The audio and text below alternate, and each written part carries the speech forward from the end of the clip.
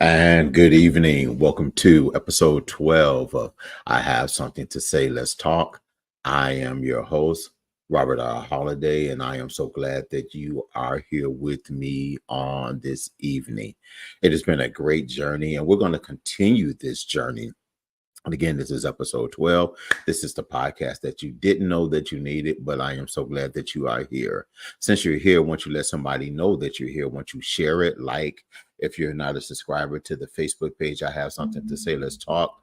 Please, by all means, please become a subscriber to that, and then you'll get the notifications. We are on every other Tuesday at 7 p.m. Central Standard Time. We are also on YouTube at my personal page, Robert R. Holiday. I am so happy that some of you have been very supportive, and you've given me different topics to talk about. And the way to reach me is at email at rrhpodcast, the character one, at gmail.com. Again, at rrhpodcast, the character one, at gmail.com.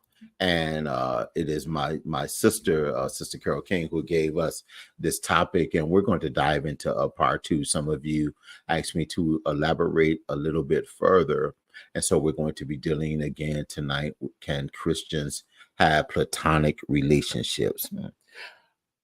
I say absolutely we can. Here in the Christian world, because, and again, I may say a couple of things that I said last week, and I can only speak to Western civilization, that we have sexualized things so greatly that we feel like that we have to size each other up. And even though this is a worldly concept, it is something that we have brought over to the church with us. We've taken scriptures like "Don't let your good be evil," spoken of because we are in the company of the opposite sex, when really we should be comfortable in the company of the opposite sex. If these people are truly our brothers and sisters, if we are not looking to become mated with them, we should be able to have these relationships in this company, because actually having a member of the opposite sex as a friend actually brings balance to a relationship.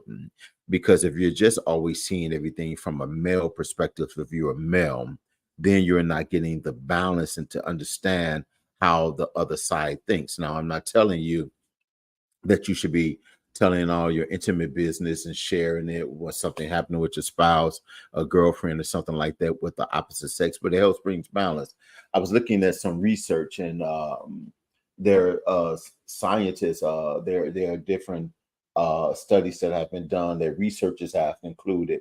They call them mixed sex friendships are significant because they provide different forms of support and fulfillment both men and women receive from these same sex relationships.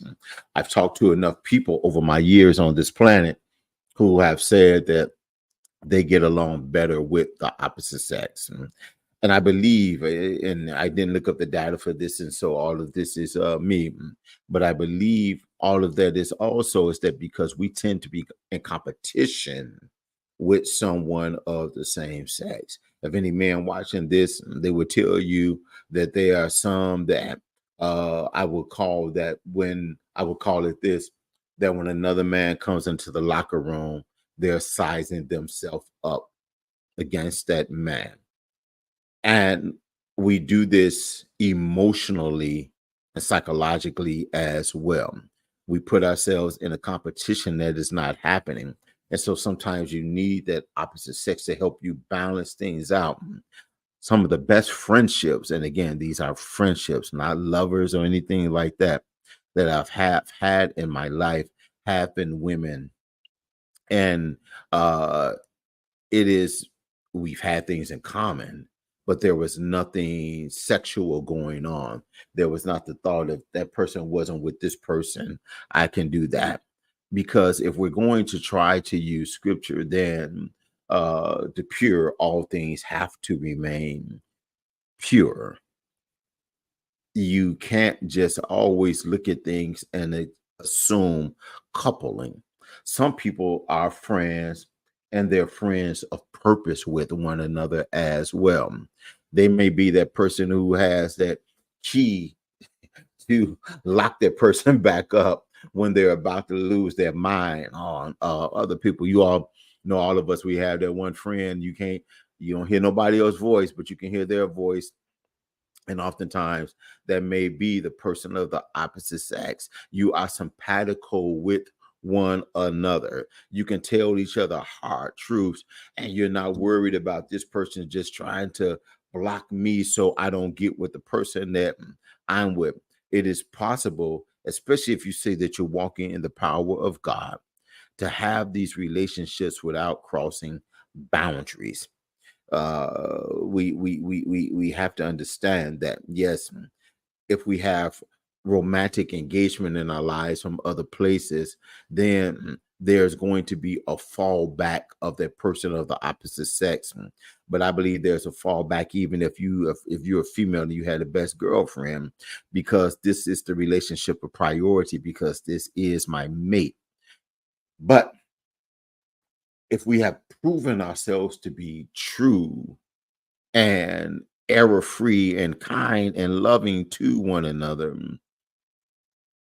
I see no purpose, and that we just have to automatically cut everybody off because of insecurity. I would say to each listener, viewer, or what have you, is that before you even engage into a relationship, whether it is platonic or whether it is romantic, you need to work on insecurities so that you are not sabotaging that which you have been blessed to be a part of. And so I used to tell my late wife, I used to tell her, I don't care if you had a friend of there was the opposite sex, do what you do, go out to dinner, I don't care, because I have to trust you. It don't even matter how much, if someone was trying to push up on you, I have to trust you enough that, one, you're going to nip in the bud anyone who try to push upon you. Two, you're going to inform me, and it's not going to be weeks later, it's going to be almost in real time. Three, then you know where that person stands and how not to deal with them. But if it's someone who's genuinely your friend, and you all getting together for dinner sometime, why do I care? Go have fun. It's okay, because I'm secure. She used to tell me that can't nobody snatch nobody. You have to be willing to go. So you have to be able to walk in that comfort, that whether I'm single or whether I'm married, and listen, this may not be for everybody who can handle this, that it is okay to be friendly. It is okay to have friends. We understand who and what we can talk to things about. It is okay for me to see an attractive woman and can tell my friend, you look nice today. And I have some friends like that. I can tell them, you look nice today. And it ain't, oh, Robert want me. No, I don't want you. If I wanted you, you would know that I want you. And we need to be complimentary to one another without making it sexual.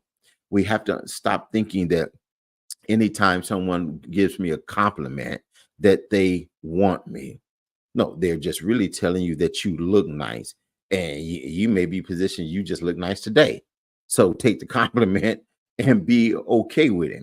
Anytime someone smile at you or say hello to you, we need to purify our minds and really look at the intent behind what is being said. And you'll never know the intent if you don't know the person. Hmm. I'm not telling you not to trust your instincts, but I'm trying to tell you to stop always sexualizing everything. I'll say it, and I'll say it from the rooftops. Again, some of my best relationships, platonic relationships, have been with females. And I was not looking at them to think, oh, if they wasn't with him or if I wasn't with her. It is the natural development and growth. Now, some people will tell you, well, Robert is wrong. Robert will tell you those people have not come to maturity. They're just old because they're thinking from a hormonal standpoint and not thinking from a pure standpoint. I can see you without ever seeing you. I can realize you're beautiful, but don't know you're fine. I'll let you figure that part out right there. And every woman that may tell me that you look nice today or give me a compliment because I just got my beard done or just got a fresh retwist or something like that, they're acknowledging that they see me without ever being sexual with me. Because you have to understand that we are not attractive sexually to everyone, but we can be attracted psychologically to people. If your mind can fathom that, you can meet someone on such a psychological plane and such a social plane. And it's not that they're ugly, it's not that you're ugly, but this is your relationship. You can go get coffee together, you can go to the movies together. Heck, you can even travel together. And you're not thinking about sex. Sex is powerful. Sex is alluring. Sex is pleasing. It's tantalizing. But pure relationships are better because sex lasts just as long as the moment. I'll say that again. Sex lasts just as long as the moment. Let me pull up something right here, right quick, just to support what I'm saying. And so we have to get over um, looking at everything uh, from a physical encounter and start looking at it from an emotional encounter as well, because physicality can burn out. And so the average sexual intercourse, this is from a study from last year, the actual time of sexual intercourse is 13.6 minutes. 13.6 minutes. I really want you to think about that. So there are 168 hours, 168 minutes in a day, I believe. And we are looking at, hold on, I want to make sure I got the math right. So I'm looking at, I'm pulling up real information in real time. So you'll see that I know what I'm talking about. So if 13.6 minutes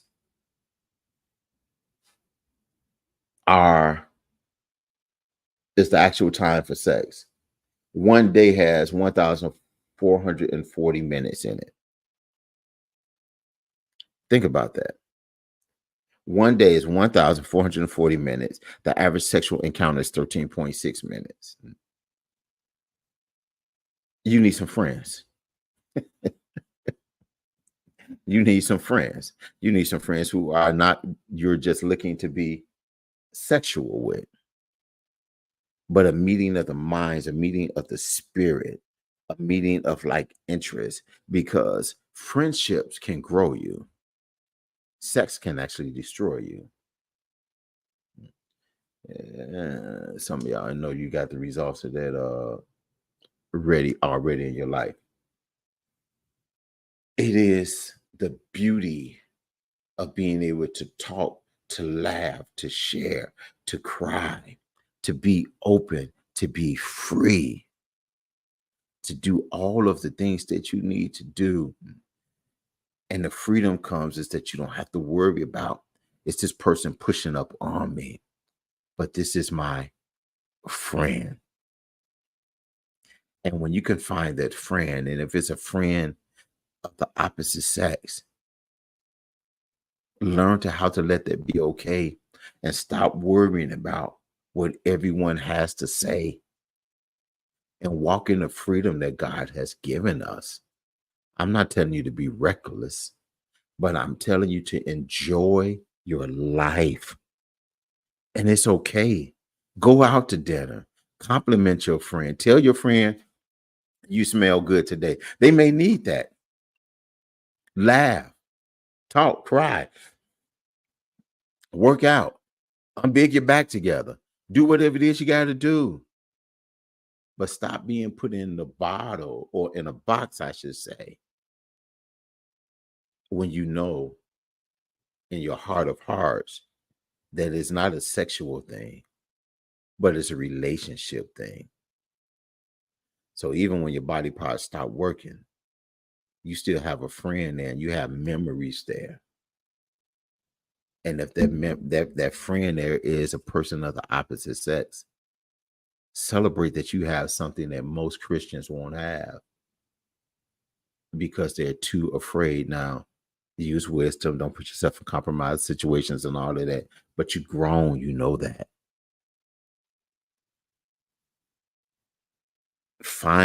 Be with your friends. Don't do nothing that's going to upset your dynamic of your household. But stop feeling guilty because your best friend is of the opposite sex. Listen, I'm through here today. I hope that something has been said that make you think. And if you don't agree with me, that's fine too. You can put it in the comments or email me at rrhpodcast1@gmail.com. We can talk about it. May bring you on a platform where we talk about it. But it's really okay. It's really okay. Listen, if anything that I've said and on this podcast or any other one you want to talk about, or you have a topic that you would like me to go into, reach out to me. It is always a great pleasure to be here with you all. I'm so appreciative of you. I'm appreciative of your time. Again, this is the podcast that you didn't know that you need, but now that you're here, let's do this life together. My name is Robert R. Holiday. I have something to say. Let's talk.